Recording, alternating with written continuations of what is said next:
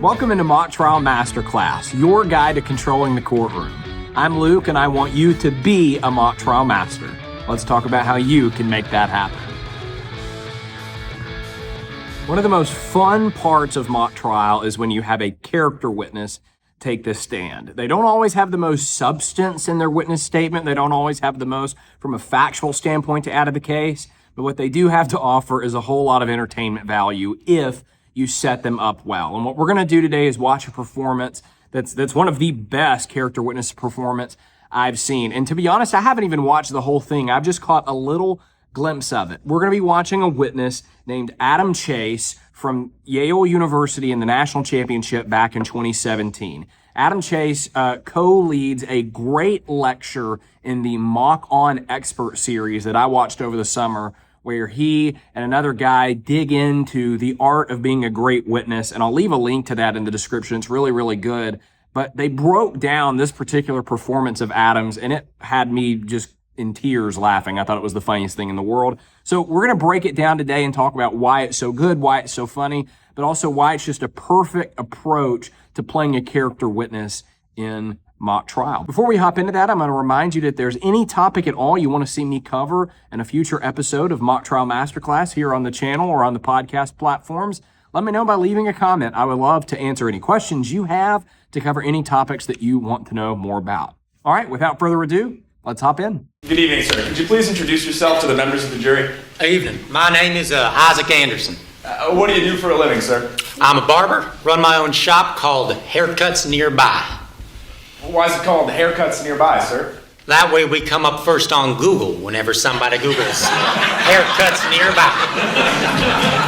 Okay, so obviously that joke is just fantastic, and I could go into the comedic delivery of it and the timing and the acting and why it was perfect, but what I really want to focus on is the actual writing of the joke and why this works so well in a mock trial context. Something that a lot of people go wrong with these character witnesses is they write jokes. And yes, this is a joke in a way, but I want you to understand what I mean. Why this is so funny is because they have crafted this character, Isaac Anderson, to be humorous in a way to where this Isaac Anderson guy actually has a barber shop named Haircuts Nearby. They designed the character in such a way where the facts about this character are just naturally funny. You know, they didn't have him get up there and say, yes, such and such is my life story. Kind of like that one time in a movie, blah, blah, blah, blah. Right? When we start to do things like that, we're making jokes where it's like, you know, we have the elbow going out like this. That's not what we want. We want to design a character like they've done here through which the comedy can happen. Like within the reality of this character, Isaac Anderson, again, he actually owns this crazy name barbershop. That's why this joke lands so well, and that's why it's so funny. All right, sir. Well, can you tell us what you do on a daily basis at Haircuts Nearby? We offer three things: haircut, shave, haircut, and shave. Same for men and women. Now, I started with a flat rate of $6. Started with $6, and then Haircuts Nearby ended up on Tumblr, Gram, or some nonsense, and all these hipster entertainment types started coming to the shop saying it was vintage and authentic. Relevance to haircuts. Okay, the relevance objection. Here's the thing with relevance objection during background of a character witness. If you keep the jokes and the humor actually focused on the background, which I really think they did here, you will avoid most of those relevance objections. Those relevance objections are mostly going to happen when you're kind of going off the beaten path, you're going in random directions, and it's going on too long. Now, I don't think any of those things actually happened here. I don't think they went on too long. It maybe got a little close, but I really think it was cut off at the perfect time. And they're still talking about this barbershop that this guy works at, so you could make the argument that this is background information for this witness. But one of the things that Adam brought up in the talk that he gave in the Mock On Expert series is that when you get a relevance objection to a character like this that everyone is loving and laughing at, the person making the objection is going to seem like a killjoy to everyone, which watching this in its context right here is really what I think is happening here. I would not have made that objection. I tend to say anyway with relevance objections, you got to pass the eye or fail, I guess, the eye roll test. I don't think this gets to that territory, so not a very good objection. And this witness, his score is just going through the roof. So, Mr. Anderson, you were saying? Yeah, well, when they started coming in, I changed to $60, and now I have more people come in. All right, sir. Well, you mentioned hipster entertainment types. What do you mean by that? The people at Trifecta, mostly. Sir, do you know Mac Garcia specifically? I do, yes, sir. She comes in and gets her hair cut about every month now that she's got that shorter haircut she's got. And I've been cutting her hair since about 2011. In all that time, sir, has she ever talked with you about her work? Yeah, for some reason, people seem to think that conversation is a necessary component of the haircutting experience. So she talks a lot. She talks about her ideas, scripts she's working on, how nothing she ever does is good enough for her mother. I'm quoting now. Sir, if we could maybe just focus on Miss Garcia's professional life. No, I'm... Okay, what's so good here now, the witness is still being funny, but we've moved beyond that sort of intro, I'm just telling jokes thing. We're actually part of the substance of the trial now. But what the attorney is doing such a good job is playing off of the energy of this witness. Because if you had an attorney that was just completely dry and stoic, this would not be working as well as it is. But this attorney is laughing, smiling, kind of trying to rein the witness in. You know, this is all scripted, of course, but the attorney, let's rein it in. Let's talk just about whatever. It's being done so well. It's not coming across as corny at all. Very, very good stuff here, not just from the witness, but from the attorney, too. Happy to do that, sir. All right, sir. Has she ever mentioned an idea for a choose-your-own-ending play? Oh, I remember that one real specific. She said she wanted to put on a play that was going to have a conflict in Act 1, and there was going to be an intermission where the audience could vote, decide what happened. There were going to be 2 different Act 2s. I thought it sounded like a real fine idea. Well, when did she tell you about that idea, sir? That was January 2013, had to be. Well, why do you say it had to be January 2013? Well, in February 2013, that's when Max switched to that shorter haircut she's got now. She used to have this real long hair. She wore it in a braid, and I remember that whole conversation. I was messing with that braid, trying to get it just right. Relevance to this witness messing with Mac Garcia's braid, Your Honor. Oh, come on. That's a stupid objection.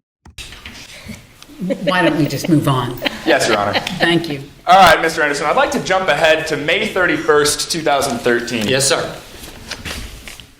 Do you remember getting a visit from Mac Garcia on that day? I do, yes. I went back, looked at my appointment calendar, and Mac came in that day. Can you tell us what happened at that visit? She came in, got her hair cut, and she left behind her great ideas folder that day, I remember. Do you think you'd recognize that folder if I showed it to you? I do believe I would, yes, sir. She Permission always to has approach with Exhibit 3. You may. Thank you. Mr. Anderson, is this that folder? It is, yes, sir.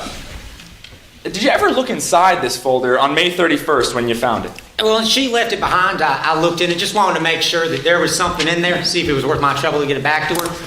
I opened it up. I saw some paper, top page, had it like typewritten font on it. I didn't actually take the time to read it, though. Well, sir, if you could actually look inside Exhibit 3, I believe that there's a copy of Exhibit 4. Yes, sir. Does the writing on that page look similar to the writing you saw? Yeah, it looks the same. It's a typewriter font, a little list. Looks kind of like Longhorns. You tilt it to the side. Well, sir, if you could just quickly skim that page. Sure. Are there any similarities between what's written on that page and the ideas that Mac Garcia talked to you about back in January of 2013? Yeah, I mean, it all looks the same. You know, argument in Act 1, intermission vote, 2 different Act 2s. I mean, that's what we talked about. Yes, sir. Well, sir, did you ever get that folder back to Mac Garcia? I was going to, but then actually I had Alex Taylor do it. She was one of my next appointments. What happened when Alex Taylor came in that day? That was actually one of her that was her first appointment. So we just chatted about, what she was up to. And, sir, what did she tell you? Well, she said that she was working at Trifecta, and it was always her dream to write for the stage. Well, it was actually kind of sad. She kept saying that, she always wanted to write for the stage, but she never seemed to have any concrete, original ideas. She said she couldn't ever seem to come up with something original. So I don't know. I just tried to tell her not to be too hard on herself. So, sir, after Alex Taylor said that she didn't seem to have any sort of concrete or original ideas, did she take Mac Garcia's great ideas folder when she left? Yes, sir. I gave it to her. Thank you, Mr. Anderson. Nothing further, Your Honor. So this character witness really only had one point of substance, which is the victim in this case, which, by the way, is a copyright infringement plagiarism case, left their great ideas folder at his shop, and the defendant took that binder. That's like the one point of substance that this witness had, and the direct took, 4 minutes? But it was so good because they opened with the humor that was so funny and again was built into the character as opposed to like some kind of stand-up comedy routine where we're elbowing each other about a joke. You know, the worst joke I ever heard in mock trial was during a scrimmage when I was in college at Belmont. This other school said, the smell hit me like Chris Brown hit Rihanna. All right, first of all, how about we not make domestic abuse jokes? And second of all, jokes like that just don't work, even if the content of that joke had been appropriate, which obviously completely was not. Again, we want to design characters that have these quirky things about them that just are funny. The haircuts nearby, the men and women, the same haircuts, right? All those little things are what made this part funny, and the actor Adam leaning into that. But most of all, and again, I love the attorney, reactions and response to that, but most of all with this direct, what's so good is Adam nails what he talks about in this mock-on lecture as really being the key to a character witness, and that is you have to be lovable. If there's one word to describe a good character witness, it's got to be lovable. A lot of schools, high school, college, go wrong with this and wind up with a witness where annoying is the best word to describe them. That's not what you want from your character witnesses. You don't want them to be annoying, obnoxious, to be interrupting the other attorney. You want them to be lovable, and they absolutely accomplished this here. They got in, they got out. The witness didn't overstay their welcome. They really only had 1 point of substance, but you almost don't even really notice because it's so funny, it's so entertaining, and so enjoyable. This is a textbook 10 out of 10 character direct. If you want some help achieving this sort of result with your witnesses on your team, I'd be happy to coach you up. I do coaching with teams and individuals all the time, and you can start that process by clicking the link in the description on YouTube or in the show notes on podcast platforms. But if you just model yourself after this, you're going to be in really good shape.